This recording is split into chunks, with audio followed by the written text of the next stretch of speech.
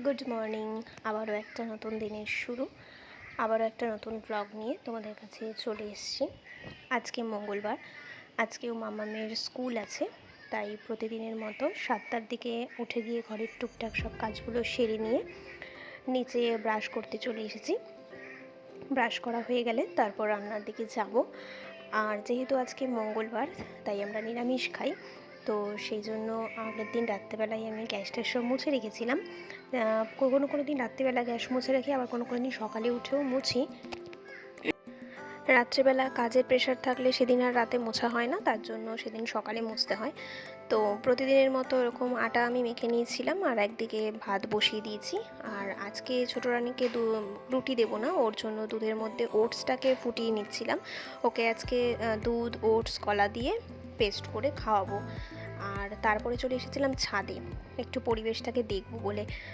তো যে সেই একই রকমভাবে ক্রমাগত বৃষ্টি হয়েই চলেছে। ওটাই ভাবছিলাম যে এই বৃষ্টিতে বাচ্চাগুলো স্কুলে যাবে কি করে, কিন্তু উপায় নেই, যেতে হবে।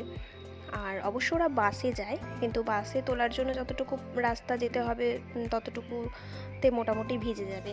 আর এদিকে 7:45টার দিকে বড় রানীকে আমি তুলি, ওকে 7:45টার দিকে তুলে ওকে ব্রাশ হাতে ধরিয়ে দিয়েছি। ও নিজেই ব্রাশটা করে নেবে, করে নিয়ে একেবারে স্নান করে ফ্রেশ হয়ে নেবে।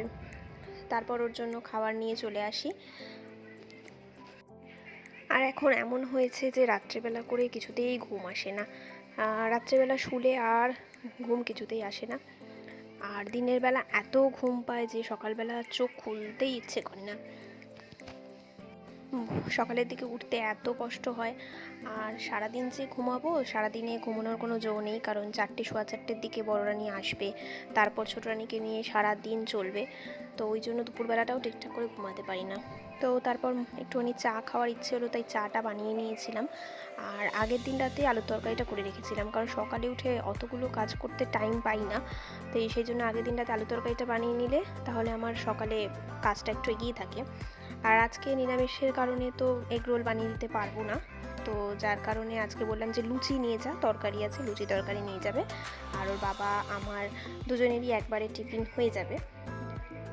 টিফিনটা করে আসার পরে তারপরে ওকে আমি ড্রেস পরিয়ে চুল আঁচড়িয়ে একেবারে রেডি করিয়ে দিই।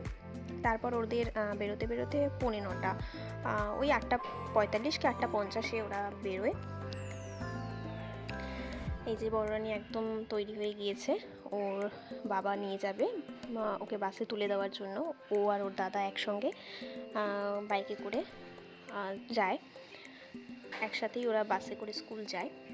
আর এই যে আমি ওটাই দেখছিলাম যে এখনও ঝিরিঝিরি বৃষ্টি পড়ছে, তো ওই একটা ছাতা হাতে নিয়ে কোনো রকমভাবে 3টে মাথা বাঁচিয়ে ওরা স্কুলের পথে রওনা দিল। আর ওরা চলে যাওয়ার পরে তারপর খানিকক্ষণ আমি একটুখানি শুয়ে নিই।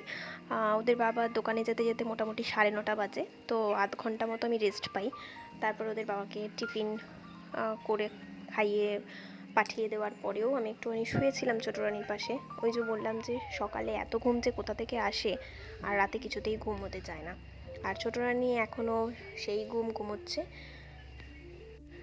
আবার বেশিক্ষণ ছোটো রানীর পাশে শুয়ে আমার রেস্ট করলেও চলবে না, কারণ আমার এদিকের কাজগুলো আবার পড়ে থাকবে, তখন ওদিকে আবার হুটোপাটি লেগে যাবে।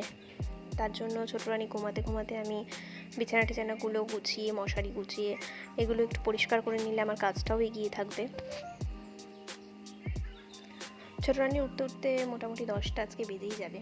আর এদিকে ছোটো ঘরটায় যেখানে বড় রানী পড়তে বসে, সেই ঘরটাও দেখলাম যে একটু বিছানাগুলো অগোছালো হয়ে আছে, কালকে পড়তে বসছিল, তো এই বিছানাটাও একটুখানি ঝেড়ে মুছে ঠিকঠাক করে দেবো।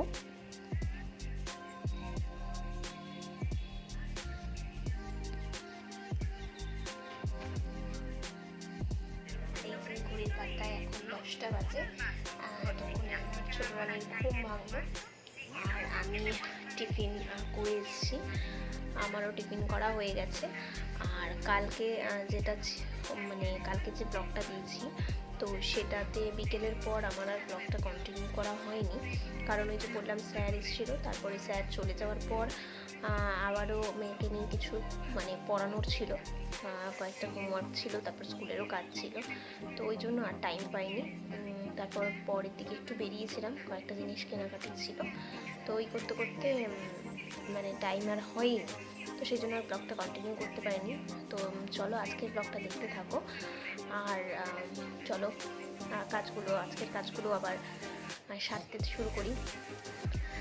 আমাদের দুজনেরই স্নান হয়ে গেছে, ছোটো রানিও স্নান করে নিয়েছে। আমি ছোটো রানিকে সকালবেলায় খাওয়া দাওয়ার পরে স্নান করিয়ে দিই সকাল সকাল, আর আমি নিজেও স্নান করে নিয়েছি। আর আমি চলে এসেছি এখন ঠাকুর ঘরে। গোপুসোনাকে এবার স্নান করিয়ে গোপুসোনাকে ফ্রেশ করিয়ে তারপর গোপুসোনাকে জল মিষ্টি খেতে দেবো বলে। অম্বুবাচীর কারণে তো ঠাকুর দেওয়া হচ্ছে না, মোটামুটি কালকে অবধি তাই থাকবে। বৃহস্পতিবার থেকে আবার ঠাকুর দিতে পারবো। তো বৃহস্পতিবার একেবারে লক্ষ্মীবারও আছে, সেদিন সমস্ত ঠাকুর নামিয়ে মুছে তারপর কাপড় চেঞ্জ করে একবারে ভালো মতো করে ঠাকুর দেবো।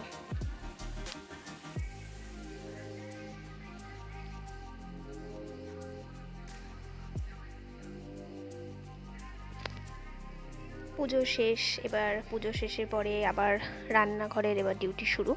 এবার চলে যেতে হবে রান্নাঘরে, আর রান্নার কী জোগাড় করেছে মা সেগুলো গিয়ে দেখব। আর এই যে দেখো আমরা দুজনে একদম রেডি হয়ে বাবু হয়ে গেছি। আর এখানে আজকে নিরামিষ রান্না, আমি প্রথমেই মটর ডাল করে নিয়েছি। আজকে মটর ডাল রান্না হয়েছে। আর এদিকে উচ্ছে আলু মা কেটে রেখেছিল। উচ্ছে আলু ভাজা খেতে আমার দারুণ লাগে। তোমাদের কার কার ভালো লাগে আমাকে অবশ্যই কমেন্টে জানিও। আর এই দেখো আমার ছুটকুটা এখানে বসে বসে খেলা করছে। আমি এদিকে রান্না করছি, ও ওদিকে কাটা আলু আছে, ওই আলুগুলো নিয়ে সিঁড়িতে বসে বসে খেলছে। উচ্ছে আলু ভাজাটা আমার মোটামুটি হয়েই এসছে। আর এদিকে পনির রান্না হবে আজকে, তাই পনিরটাকে নুন হলুদ দিয়ে মাখিয়ে নিয়েছি। এখানে আমের চাটনি করেছি একটু জেলি মতো। আর এদিকে কাবলি ছোলাও সকালে ভেজানো ছিল, ওই কাবলি ছোলাটা দিয়ে আর আলু দিয়ে পনিরের তরকারি রান্না করব। আর এখানে আমার পটল সর্ষে করেছিলাম লাস্টে। আর যেহেতু ডাল আর কাবলি ছোলা ওই পনির দিয়ে শুধু খেতে পারবো না, আর পটল সর্ষেটা খেতেও আমার দারুণ লাগে। তো সেই জন্য ভাবলাম লাস্টে সব রান্নার পরে একটু ইচ্ছে হলো যে পটল সর্ষেটাও বানিয়ে নিই, তাই ওটা বানিয়ে নিয়েছিলাম। ঘড়ির কাঁটা এখন 2টো ছুঁই ছুঁই। আর আমার বিছানার অবস্থাটা দেখো।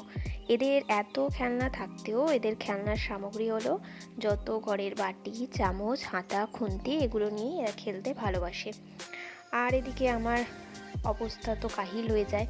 প্রথমে সকালবেলা উঠে তো একবার ঘর ঝাড় দিয়ে নিই, তারপর বিছানাও পরিষ্কার করে নিই, তারপর আবার মাসি এসে ঘর ঝাড় দিয়ে ঘর মুছে যায়। তারপর দিনে যে কতবার আমাকে বিছানার চাদরটা উঠিয়ে ঝেড়ে আবার পাততে হয় আর ঘর ঝাড় দিতে হয় তার কোনো শেষ নেই। কিছু করারও নেই, কারণ বাচ্চা থাকলে বাচ্চা নোংরা করবে, আর সেটাকে পরিষ্কারও রাখতে হবে। আর এদিকে এগুলো পরিষ্কার করে নিয়ে আমি ছুটকুটার জন্য খাবার নিয়ে চলে এসেছি। আজকে মন মতো কারোরই খাওয়ার হয়নি। আজকে ছুটকুটার জন্য ডালিয়া, আজকে কোনো মাছ কিছু নেই, তো ডালিয়া দিয়ে আজকে ওকে খাইয়ে দেবো। খাওয়ার দেখে শুধু এই ছুটকুটা নয়, আমার বড় রানিও এসে নাক সিটকোবে, আর ওদের বাবাও সবাই আজকে একটু নাক সিটকোবে, যেহেতু আজকে ভালো কিছু রান্না নেই। আর ছুটকুটাকে খাওয়ানো মানে একটা যুদ্ধ। আর এদিকে দেখো সবার খাওয়া দাওয়া শেষ হয়ে ঠিক সেম টাইমে এখন 3:10 বাজে, বাইরে মুষলধারে বৃষ্টি হচ্ছে।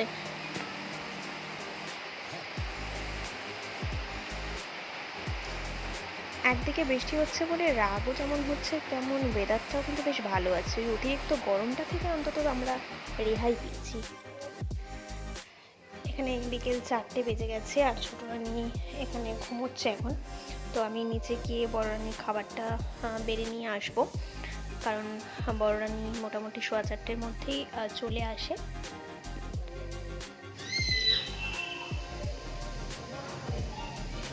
আর এই যে বড় রানী গুটি গুটি পায়ে চলে এসছে অপেক্ষারত মায়ের কাছে।